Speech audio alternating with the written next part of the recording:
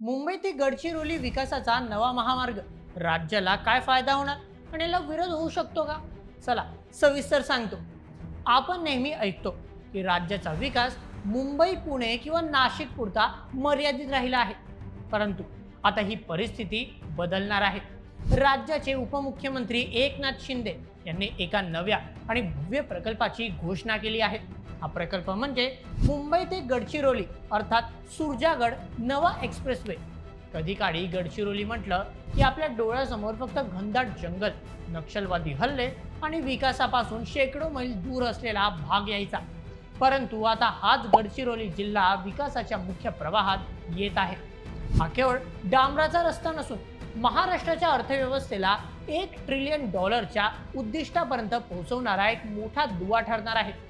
आज आपण या प्रकल्पाची सविस्तर माहिती, महाराष्ट्राला होणारे मोठे फायदे आणि भविष्यात या प्रकल्पाला समृद्धी किंवा शक्तीपीठ महामार्गासारखा विरोध का आणि कसा होऊ शकतो या सर्व बाजू अगदी सोप्या मराठीत समजून घेणार आहोत.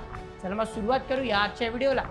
नुकत्याच झालेल्या एका कार्यक्रमात उपमुख्यमंत्री एकनाथ शिंदे यांनी या भव्य प्रकल्पाची माहिती दिली. मुंबई ते सुरजागड समृद्धीचा महामार्ग या संकल्पनेवर बोलताना त्यांनी स्पष्ट केले की राज्याचा विकास केवळ महानगरांपुरता मर्यादित न ठेवता तो तळागाळापर्यंत म्हणजेच थेट गडचिरोलीच्या जंगलापर्यंत पोहोचवणे हे सरकारचे ध्येय आहे. या विकासाच्या प्रवासाला त्यांनी कोस्ट टू फॉरेस्ट म्हणजेच किनाऱ्यापासून म्हणजेच मुंबई ते थेट जंगलापर्यंत अर्थात गडचिरोली असे नाव दिले आहे. या नव्या महामार्गामुळे मुंबई ते गडचिरोली हा प्रवास जो पूर्वी अतिशय खडतर आणि वेळखाऊ होता तो आता अवघ्या 9 ते 10 तासात पूर्ण होणार आहे. सुरजागड परिसरातील खनिजांची सहज वाहतूक व्हावी यासाठी 45 किलोमीटरचा नवा ग्रीन फील्ड रस्ता तयार केला जातोय. सुरजागड परिसरातील खनिजांची सहज वाहतूक व्हावी यासाठी 85 किलोमीटरचा नवा ग्रीन फील्ड रस्ता तयार केला जाणार असून तो पुढे थेट हिंदू हृदय सम्राट बाळासाहेब ठाकरे समृद्धी महामार्गाला जोडला जाईल. हा एक्सप्रेसवे फक्त रस्ता नसून त्याच्या आजूबाजूला रोजगाराचे मोठे जाळे विणले जात आहेत. एकनाथ शिंदे यांनी दिलेल्या माहितीनुसार या महामार्गाचे फायदे समजून घेऊया. सर्वप्रथम टाटा समूहाची साथ स्थानिक आदिवासी आणि ग्रामीण तरुणांना नोकरीसाठी सक्षम बनवण्यासाठी टाटा समूहाने 170 कोटी रुपये खर्चून एक अत्याधुनिक कौशल्य विकास केंद्रे अर्थात स्किल डेव्हलपमेंट सेंटर सुरू केले आहे. इथे दरवर्षी सुमारे 4800 विद्यार्थ्यांना प्रशिक्षण दिले जाईल. द्वितीय, भव्य स्टील प्लांट अर्थात पोलाद उद्योग. गडचिरोलीत लोह खनिजांचे मोठे साठे आहेत. कोनसरी येथे लॉयड मेटल्स कंपनी तब्बल 20,000 कोटी रुपयांचा स्टील प्लांट उभारत आहे. यामुळे थेट 10,000 तरुणांना नोकरी मिळेल. याशिवाय सुरजागड इस्पात कंपनीकडून आणखी 20,000 कोटींची गुंतवणूक होत आहे. त्यातही 8,000 नवे रोजगार निर्माण होतील. तृतीय, गुंतवणूक परिषद अर्थात इन्व्हेस्टमेंट समित. गडचिरोलीतील नुकत्याच झालेल्या एका परिषदेत 12 मोठ्या कंपन्यांसोबत करार झाले आहेत. यातून राज्यात तब्बल 17,431 कोटी रुपयांची गुंतवणूक येणार असून सुमारे 1,044 लाख नवीन नोकऱ्या निर्माण होणार आहेत. चौथं, हवाई प्रवास. नुसता रस्ताच नाही तर उद्योगांना चालना देण्यासाठी गडचिरोलीतील नवीन विमानतळ उभारण्यासाठी देखील मंजुरी मिळाली आहे. हा महामार्ग संपूर्ण राज्यासाठी एक गेम चेंजर कसा ठरू शकतो ते पहा. सर्वप्रथम, नक्षलवादावर कायमचा आळा. जेव्हा हाताला काम मिळते तेव्हा तरुण पिढी नक्षलवादासारख्या चुकीच्या मार्गाकडे वळत नाही. इथे मोठ्या प्रमाणावर रोजगार निर्माण झाल्याने या भागात कायमस्वरूपी शांतता प्रस्थापित होईल. द्वितीय, राज्याच्या तिजोरीत भर. आर्थिक विकास. गडचिरोलीतील खनिज संपत्तीची आता वेगाने आणि सुरक्षित वाहतूक होईल. यातून राज्याला मोठा महसूल मिळेल जो इतर विकास कामांसाठी वापरता येणार. तृतीय, व्यापाराला गती. मुंबई हे देशाचे आर्थिक इंजिन आहे. मुंबई आणि JNPT बंदराशी गडचिरोलीचा थेट संपर्क आल्याने तिथले उत्पादन थेट आंतरराष्ट्रीय बाजारात पोहोचू शकेल. चौथं, समतोल विकास. महाराष्ट्र नेहमी पश्चिम महाराष्ट्र आणि उर्वरित महाराष्ट्र असा विभागला गेलेला दिसतो. या प्रकल्पामुळे विदर्भाचा कायापालट होईल आणि राज्याचा समतोल विकास साधला जाईल. परंतु या प्रकल्पाला विरोध किंवा बॅकलॅश होऊ शकतो का?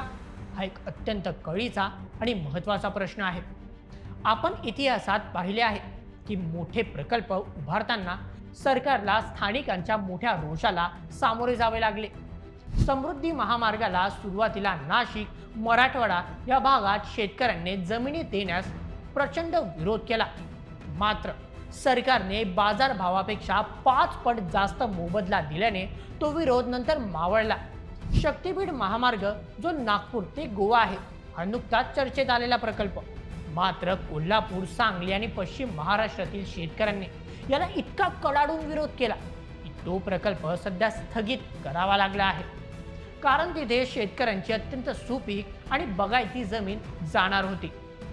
गडचिरोली एक्सप्रेसवे समोर कोणती आव्हाने असू शकतात, चला ते पाहूया.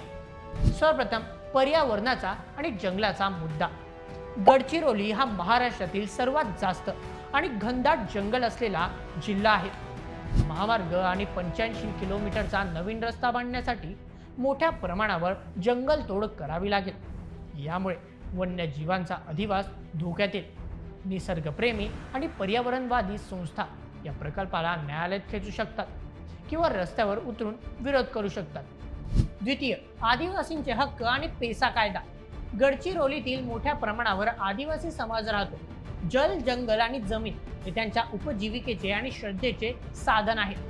पेसा कायद्यानुसार तिथे ग्रामसभेला मोठे अधिकार आहेत. सुरजागड परिसरात आधीपासूनच खाणकामाला स्थानिक आदिवासींचा मोठा विरोध आहे. त्यांच्या जमिनी आणि जंगले अधिग्रहित करताना मोठा संघर्ष आणि आंदोलने उभी राहू शकतात. तृतीय, शेतकऱ्यांचे विस्थापन. हा रस्ता ज्या इतर जिल्ह्यांमधून, उदाहरण चंद्रपूर, वर्धा किंवा नागपूरचा काही भाग इथून जाईल, तिथे जर लोकांची शेतजमीन महामार्गात जात असेल तर शक्तीपीठ महामार्गाप्रमाणेच तिथले शेतकरीही जमिनी देण्यास नकार देऊ शकतात. यात शंका नाही की मुंबई ते गडचिरोली हा नवा एक्सप्रेसवे राज्यासाठी विकासाचे नवे दरवाजे उघडेल. एकनाथ शिंदे यांनी म्हटले तसे दुर्गम भागाचा विकास करायचा असेल तर तिथल्या जनतेशी भावनिक नाते जोडणे गरजेचे असते. पण खरा विकास तोच असतो जो विनाश न करता साधला जातो. हा प्रकल्प यशस्वी करण्यासाठी सरकारला केवळ रस्ते बांधून चालणार नाही, तर स्थानिक आदिवासींना विश्वासात घ्यावे लागेल. त्यांना जमिनीचा योग्य मोबदला द्यावा लागेल. पर्यावरणाची हानी कमीत कमी होईल याची काळजी घ्यावी लागेल आणि स्थानिकांना खऱ्या अर्थाने रोजगार उपलब्ध करून द्यावा लागेल. तरच खऱ्या अर्थाने समृद्धीचा आणि विकासाचा महामार्ग ठरेल. या महामार्गावर तुमचे काय मत? तुम्हाला काय वाटतं? मुंबई ते गडचिरोली या महामार्गामुळे शेतकऱ्यांना काही नुकसान होणार का? याला नवा विरोध मिळेल का? तुमचे मत आम्हाला कमेंटमध्ये नक्की कळवा आणि अशाच व्हिडिओसाठी सबस्क्राईब करा बोल एमएच यूट्यूब चॅनलला. धन्यवाद.